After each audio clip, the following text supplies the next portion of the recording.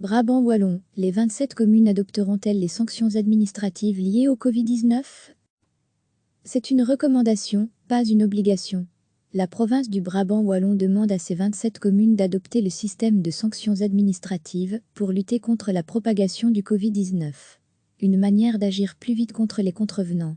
Une manière de décharger le parquet aussi. Mais ce changement peut entraîner également certaines difficultés. C'est sur base d'un nouvel arrêté royal que la province du Brabant wallon invite les 27 communes à passer au sac les sanctions administratives communales. Cet arrêté de pouvoirs spéciaux adopté par le gouvernement fédéral est entré en vigueur le 7 avril dernier. Objectif, faire mieux respecter les mesures de lutte contre la propagation du coronavirus. Le mécanisme doit permettre aux communes d'intervenir directement en cas d'infraction après adoption du système au niveau local. Le nouvel arrêté vise aussi à régler la question de la légalité des sacs. Il a une portée temporaire. Le constat d'infraction revient aux agents constatateurs, en l'occurrence, les agents et les fonctionnaires de police, voire les gardes champêtres sur les terrains relevant de leurs compétences. Les 27 communes du Brabant wallon sont invitées à adopter le régime des sacs. C'est ce que le groupe des 27 plus 1 a recommandé à la veille du week-end de Pâques, explique le gouverneur Gilles Mailleux. Certains collèges communaux ont déjà avancé. D'autres le feront ce 15 avril, NDLR, Jodoigne par exemple. D'autres suivront tout prochainement, le temps d'adopter la mesure. Certes, l'autonomie communale reste de mise. Mais je pense que toutes les communes devraient embrayer.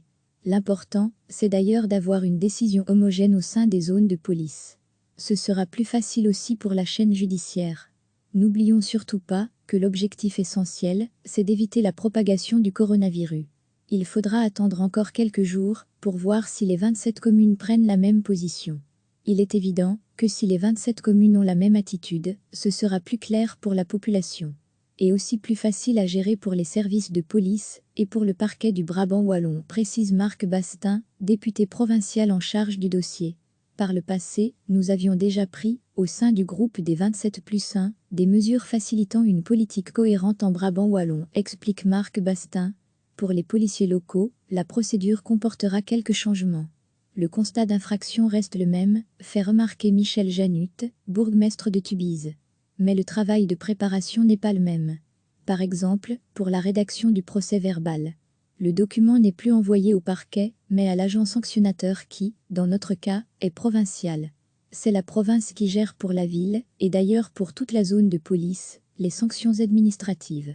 Comme le souligne Vincent Lamouline, président du pilier local du SNPS, syndicat de police, Brabant wallon, le système des sacs implique d'autres changements de procédure.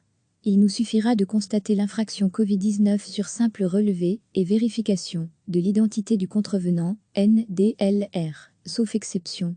Cela nous permettra de garder plus facilement une distanciation sociale pour réduire les risques de contamination. Mais cette distance de sécurité sanitaire n'est pas possible dans tous les cas, notamment lorsque le contrevenant n'est pas domicilié sur le territoire. Ce qui impliquera un rapprochement pour apposer des signatures sur certains documents. Par exemple, le procureur du roi du Brabant wallon, Marc Rezet, le reconnaît, si les 27 communes adoptent la même position, ce sera plus lisible pour le citoyen et plus facile pour les professionnels concernés. Mais il précise, pour le citoyen, rien ne change. S'il y a infraction, il y aura sanction. Que ce soit par la voie classique ou par la voie des sanctions administratives.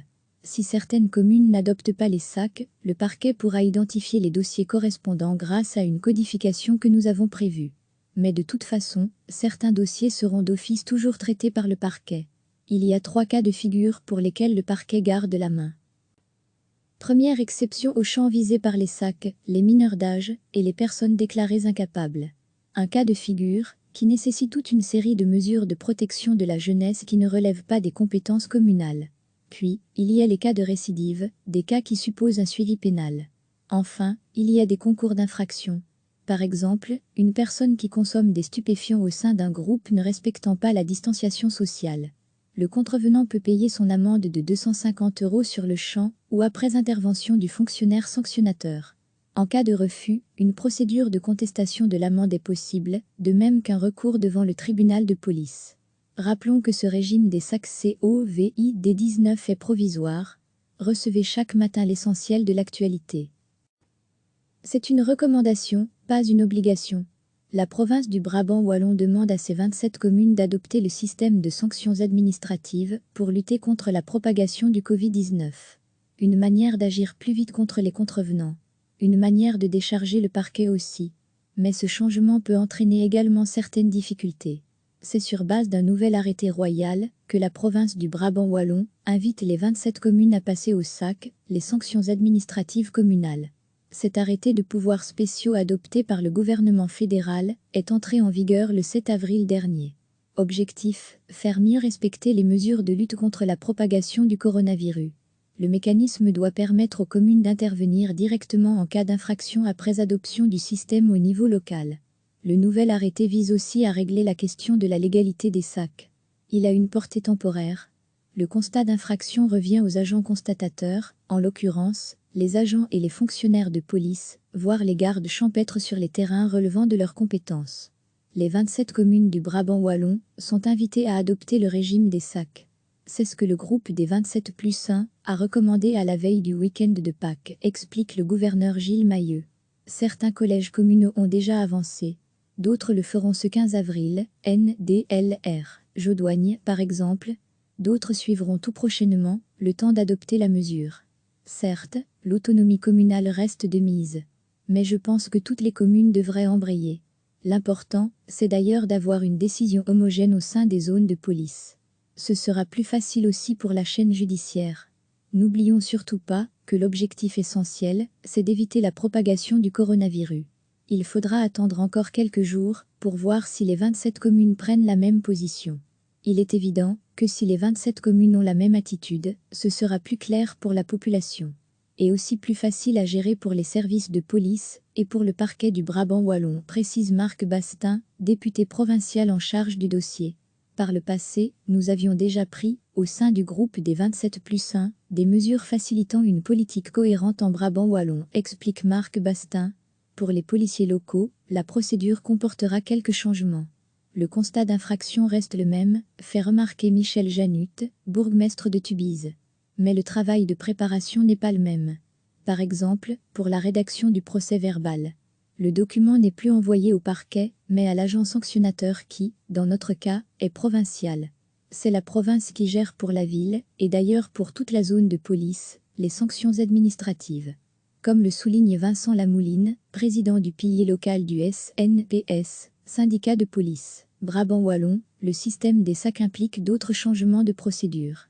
Il nous suffira de constater l'infraction Covid-19 sur simple relevé et vérification de l'identité du contrevenant, NDLR, sauf exception. Cela nous permettra de garder plus facilement une distanciation sociale pour réduire les risques de contamination. Mais cette distance de sécurité sanitaire n'est pas possible dans tous les cas, notamment lorsque le contrevenant n'est pas domicilié sur le territoire. Ce qui impliquera un rapprochement pour apposer des signatures sur certains documents. Par exemple, le procureur du roi du Brabant wallon, Marc Rezet, le reconnaît, si les 27 communes adoptent la même position, ce sera plus lisible pour le citoyen et plus facile pour les professionnels concernés. Mais il précise, pour le citoyen, rien ne change. S'il y a infraction, il y aura sanction. Que ce soit par la voie classique ou par la voie des sanctions administratives. Si certaines communes n'adoptent pas les sacs, le parquet pourra identifier les dossiers correspondants grâce à une codification que nous avons prévue. Mais de toute façon, certains dossiers seront d'office toujours traités par le parquet.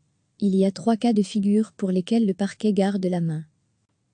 Première exception aux champs visés par les sacs, les mineurs d'âge et les personnes déclarées incapables. Un cas de figure qui nécessite toute une série de mesures de protection de la jeunesse qui ne relèvent pas des compétences communales. Puis, il y a les cas de récidive, des cas qui supposent un suivi pénal. Enfin, il y a des concours d'infraction. Par exemple, une personne qui consomme des stupéfiants au sein d'un groupe ne respectant pas la distanciation sociale. Le contrevenant peut payer son amende de 250 € sur le champ ou après intervention du fonctionnaire sanctionnateur. En cas de refus, une procédure de contestation de l'amende est possible, de même qu'un recours devant le tribunal de police. Rappelons que ce régime des sacs COVID-19 est provisoire. Cliquez sur s'abonner pour recevoir les dernières nouvelles.